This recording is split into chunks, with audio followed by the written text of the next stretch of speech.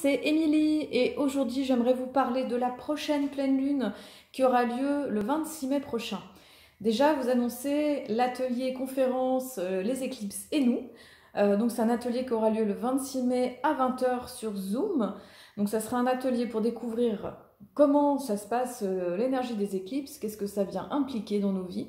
Et puis aussi, au travers de votre thème astral, découvrir comment ça va justement impacter votre vie, par quel secteur, si c'est la vie sentimentale, la vie personnelle, si c'est la vie professionnelle, la vie familiale par exemple. Et à la fin, il y aura une petite méditation pour ancrer les énergies de ce grand passage de pleine lune. Alors, entrons dans le vif du sujet avec cette pleine lune qui aura lieu justement ce 26 mai. On est dans cette période Gémeaux depuis le 20 mai, donc on est passé du signe de terre fixe, féminin, du taureau, une énergie qui vise à ancrer, stabiliser les choses, qui ont pu aussi nous montrer un petit peu les endroits où il y a de la possession, de l'insécurité, des manques, et en même temps un besoin aussi de s'occuper de notre côté incarné, de notre dimension charnelle, de notre sensorialité, sensualité. Et là, avec les Gémeaux, donc les Gémeaux, c'est un signe d'air, mutable. Mutable parce que c'est la dernière période du printemps, avant l'été, qui aura lieu le 21 juin. Et les Gémeaux, c'est vraiment un signe qui est adolescent, qui vient exprimer une forme de curiosité de la vie, habileté, agilité, de la communication, un besoin relationnel, de jeu aussi, d'humour et de s'amuser. Alors, il faut savoir que donc on rentre dans cette saison des éclipses. Alors, c'est quoi cette saison des éclipses? Elles arrivent toujours par deux. Quand elles sont proches justement de l'axe des nœuds lunaires, donc la queue du dragon et la tête du dragon, qui sont depuis mai 2020 dans le signe des Gémeaux et du Sagittaire, c'est-à-dire que le nœud sud est en Sagittaire et le nœud nord est en Gémeaux.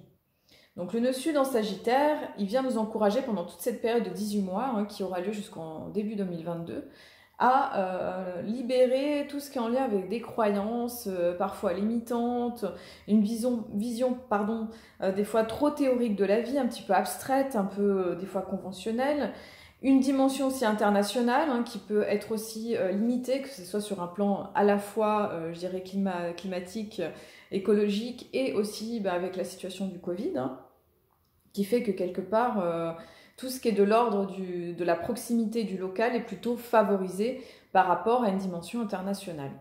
Et au-delà de ça, le signe des Gémeaux nous encourage à chercher le jeu, l'amusement, un côté curieux, ouvert, qui se laisse, qui apprend de la vie dans sa simplicité et qui n'est pas forcément dans un théorème, dans une complexité, dans des choses un petit peu abstraites ou des notions comme théorie du complot, enfin toutes ces choses qui peuvent mettre justement des étiquettes sur les gens, sur les situations, qui peut aussi fermer l'énergie du débat et de l'ouverture à l'autre et de la curiosité. Alors quand le soleil et la lune se rapprochent justement des nœuds lunaires, ce qui sera le cas justement du 26 mai au 10 juin, parce que du coup le soleil qui est rentré dans le signe du Gémeaux, eh bien, se rapproche du nœud nord. Et la lune qui va être en opposition, donc là on va avoir une éclipse justement de lune, totale de lune, une éclipse qui sera visible aux États-Unis, en Australie et aussi dans une partie de l'Asie. Et on dit aussi que c'est une éclipse de sang, comme en 2019, comme en janvier 2019, parce qu'elle passe dans la pénombre de la Terre. Alors, la saison des éclipses, c'est toujours un moment, c'est comme un portail dimensionnel, c'est comme s'il y avait un avant et un après. C'est vraiment un temps qui nous aide à planter le décor pour les 6 prochains mois. On a eu une dernière série qui était fin novembre et début décembre, je ne sais plus exactement quand. On a eu vraiment ce moment d'éclipse, donc qui a ouvert tout ce passage qu'on a là jusqu'au mois de mai, là maintenant. Et donc cette phase-là, elle va nous aider jusqu'à la fin de l'année 2021. Et elle va nous encourager justement à lâcher avec le passé, à libérer justement nos conditionnements, libérer ce qui a besoin d'être transmuté et transcendé. Et en ça, en fait, ce sont des portails dimensionnels. Donc la Lune se trouvera en opposition au Soleil en Gémeaux, elle se trouvera dans le signe du Sagittaire. Donc dans le signe du Sagittaire, il va y avoir une idée justement de lâcher les concepts, les croyances, une façon de voir la vie, voilà, tout ce qui est en lien avec une forme d'étiquette qu'on peut mettre sur les choses et qui nous empêche de voir la réalité telle qu'elle est. Et surtout, ça nous apprend finalement à nous déconditionner et à libérer l'énergie du jugement pour pouvoir avoir finalement notre propre opinion. Il y a quelque chose de cet ordre-là.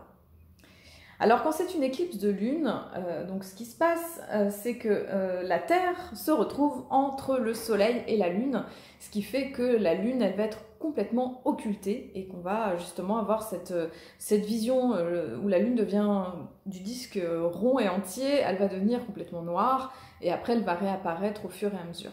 Donc c'est vrai que c'est des moments qui sont très très forts en énergie, où c'est un petit peu comme un portail de mort et de renaissance.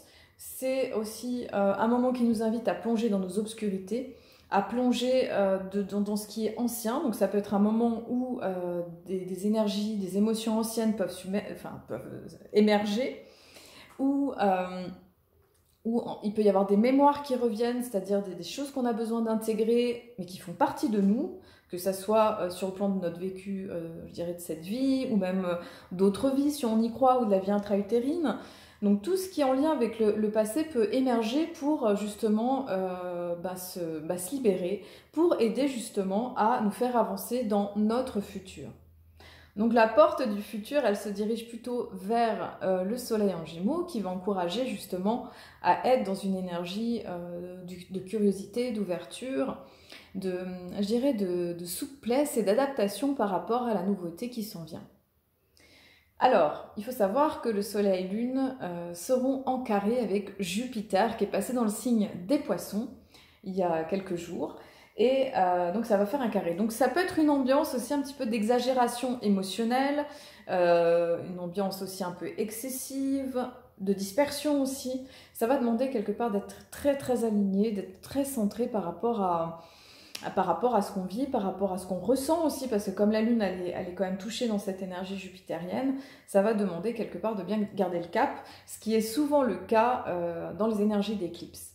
C'est souvent un moment où quelque part c'est important de se focaliser vers la partie spirituelle en nous, vers notre âme, vers ce qui va nous aider justement à avancer en tant qu'être sur cette terre pour mieux intégrer ces énergies des éclipses.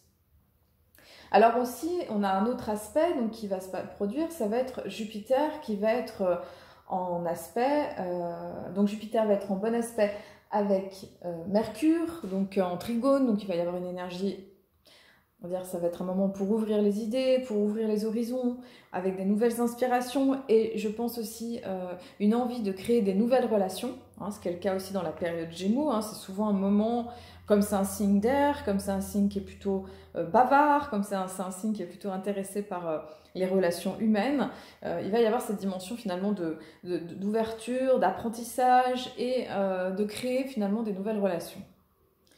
Alors, l'autre aspect aussi qui est dissonant lors de cette pleine lune, ça va être le carré entre Vénus et Neptune et Mercure et Neptune. Alors, les carrés Vénus-Neptune, ça peut parler d'illusions et de désillusions par rapport à la vie affective, par rapport à un idéal amoureux, avec peut-être des fois un idéal qui est peut-être surestimé ou surévalué. Et il peut y avoir aussi une idée d'inspiration créative, c'est souvent par ce biais-là que c'est important de canaliser cette énergie qui parfois est un peu rêveuse, un petit peu qui n'a pas toujours les pieds sur terre, voilà, qui un peu va idolâtrer un petit peu l'être amoureux, l'état amoureux. Il peut y avoir, voilà, c'est vraiment un moment qui nous demande de focaliser par rapport à la vie affective, par rapport aux sentiments, par rapport aux relations, et pouvoir les regarder autrement. Mercure, qui est aussi dans le signe du Gémeaux, se fait aussi un carré, donc une dissonance avec Neptune qui est dans le signe du Poisson. Et ça peut être un temps aussi où les choses ne sont pas toujours très claires, où ça pourrait manquer un petit peu d'objectifs, d'alignement. Ça va demander justement de pouvoir dire les choses et d'être aussi très dans le concret aussi, de ne pas forcément être dans des chimères ou des rêves ou des illusions trop fortes. Alors, ce qui est intéressant, c'est que quand même, Vénus Et Mercure dans le signe des Gémeaux, c'est quand même une disposition pour communiquer Vénus au niveau de l'amour, de pouvoir dire les choses, de pouvoir être dans une forme de mettre les mots, d'être dans une forme d'échange avec son partenaire, avec les personnes qui nous entourent aussi, où il y a un besoin finalement de relation, de nommer, de partage qui va être fort. Hein. Et Mercure dans le signe des Gémeaux se trouve aussi en très bonne position parce que Mercure se trouve bien dans le signe de la Vierge et des Gémeaux. Donc là, il y a vraiment une disposition très forte pour comprendre, communiquer, avoir de l'habilité, de l'agilité, pour avoir aussi des nouveaux apprentissages, des choses nouvelles qui viennent. C'est un petit peu comme si ça nous montrait les endroits où il peut y avoir de la nouveauté dans nos vies et quels sont les chemins à prendre. C'est vraiment comme un moment je dirais, de bilan un petit peu sur ce qui s'est produit jusqu'à présent et un encouragement pour rêver le futur, pour se laisser inspirer vers les choses qui sont importantes pour nous. Parce que c'est vrai que depuis que Jupiter est rentré dans le signe des Poissons, il y a quelques jours, hein, une semaine je crois, il y a vraiment cette idée de rêver grand en fait, de pouvoir rêver, de pouvoir se connecter avec une force spirituelle, avec quelque chose qui vient nous élever. Parce que c'est vrai que Jupiter en Verseau était plutôt disposé à, on va dire, une évolution au niveau du collectif, au niveau scientifique, au niveau de tout ce qui est de l'ordre des médias, de tout ce qui est de l'ordre voilà, de tout ce qui est technologique. Et Jupiter en Poisson, au contraire, l'évolution, elle va passer par la force de la spiritualité, la force de l'intuition, la force de l'inspiration, et quelque part de canaliser nos guides, les êtres de lumière, donc d'amener une dimension qui soit quelque part plus humaniste en fait. Alors, on a aussi au moment de cette pleine lune, donc Mars qui se trouve en sexquicarré avec la Lune, donc c'est un aspect dissonant, et en demi-carré avec le Soleil. Alors ça va être un moment où ça va être important, donc Mars c'est toujours dans le signe du Cancer, c'est-à-dire qu'elle nous encourage à prendre soin de notre cocon, de notre famille, de nos proches, d'être vraiment dans une énergie protectrice, et en même temps c'est une énergie qui peut être un peu susceptible, surtout si elle est en sexquicarré avec la Lune. Ça va demander d'être attentif à nos émotions, à être vigilant à ce que les choses prennent pas trop finalement d'ampleur ou d'exagération ou d'éclaboussure, parce que ça va être un moment qui va être un petit peu, je dirais, un peu plus émotionnel. Effectivement, comme à chaque pleine lune, hein, il y a quelque chose qui est assez intense. Et là, on va dire que c'est encore plus exacerbé au moment des éclipses. Alors, on a plusieurs mouvements qui vont se produire dans ce mois de mai. Hein. C'est un mois de mai qui est un petit peu particulier. Hein. Déjà, c'est le mois 5, on est une année 5. C'est un mois en fait, où il va y avoir un petit peu comme un passage, je dirais c'est comme un pont, un point de bascule qui se fait dans l'année. Et on a plusieurs planètes comme ça qui ont rétrogradé. Donc on a Pluton qui a commencé à rétrograder fin avril. On a Saturne qui va rétrograder le 23 mai jusqu'au 11 octobre. Donc il va y avoir une invitation finalement à prendre du recul par rapport à notre vie, à réfléchir par rapport à tout ce qu'on a entrepris, à être dans une forme d'introspection, même si quelque part on est dans l'énergie du printemps. Parfois avec Saturne, il peut y avoir aussi des retours de karma, des retours d'énergie, des prises de conscience par rapport à ce qu'on vit dans l'énergie du collectif et par rapport à l'énergie voilà, de toutes nos relations, de nos amitiés, de tout ce qui nous lie avec le groupe en général. Et il y a une autre planète qui va entamer justement son processus de rétrogradation, c'est-à-dire de recul dans le zodiaque, et bien c'est Mercure. Mercure va reculer du 29 mai jusqu'au 11 juillet. Alors, la rétrogradation de Mercure qui se produit plus souvent dans l'année, c'est souvent un moment, c'est 3 semaines environ, et puis surtout là si elle est dans le signe du Gémeaux, ça va avoir un effet particulier.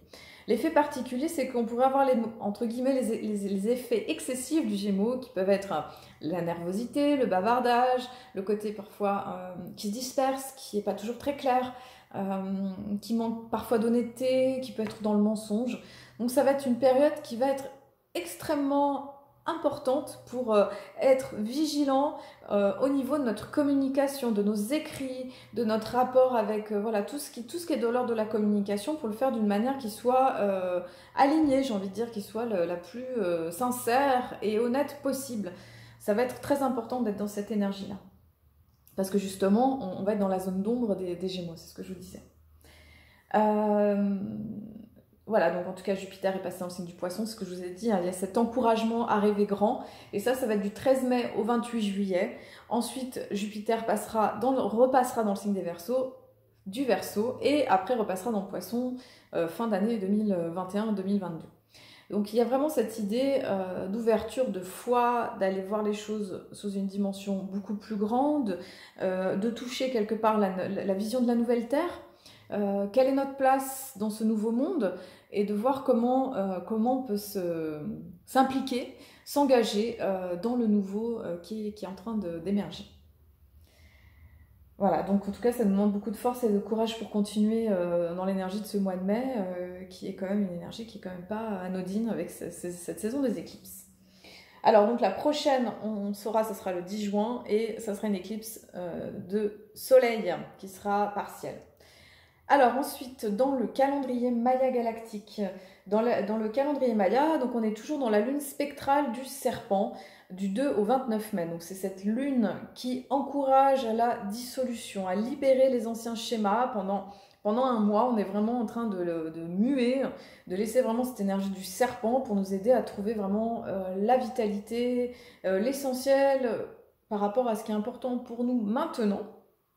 Et c'est pour ça que je dirais que ces énergies, cette première éclipse qui arrive à ce moment-là, elle nous encourage à nous délester de l'ancien, sous toutes ses formes, que ce soit au niveau de la matière, que ce soit au niveau des émotions, des pensées, de la spiritualité. Enfin voilà, tous les plans sont invités à se libérer en fait de ce qui n'a plus lieu d'être. Donc du 20 mai au 1er juin a lieu l'onde de la Terre Rouge. Donc l'onde de la Terre Rouge, c'est une série de 13 jours qui encourage à se connecter à l'énergie de Pachamama, à l'énergie de la Mère Terre, pour se synchroniser avec l'univers, c'est-à-dire de recevoir les signes, les coïncidences qui vont nous aider à nous élever pour trouver le chemin qui nous convient le mieux, et aussi nous relier avec cette énergie de la Terre, hein, qui est très puissante au moment du printemps, avec l'énergie des cristaux aussi, vraiment tout ce qui nous relie avec cette dimension de la Terre qui est en train d'évoluer, qui est en train d'ascensionner. Ensuite, on va voir la lune cristal du lapin du 30 mai au 26 juin. Alors la lune cristal, donc la tonalité cristal, elle vient juste après la spectrale. C'est-à-dire que il faut dissoudre, il faut mourir quelque part pour renaître à la nouveauté. L'énergie cristal, qui est en lien avec la nouvelle énergie, c'est-à-dire vibration de cristal, nouvelle fréquence, nous parle de coopération et de se dédier finalement aux nouvelles formes. Et l'énergie du lapin, c'est une énergie quelque part très prolifique, où les sens sont tout en éveil. Le lapin, c'est vraiment un animal qui est là, qui a une vision, qui a une ouïe très développée.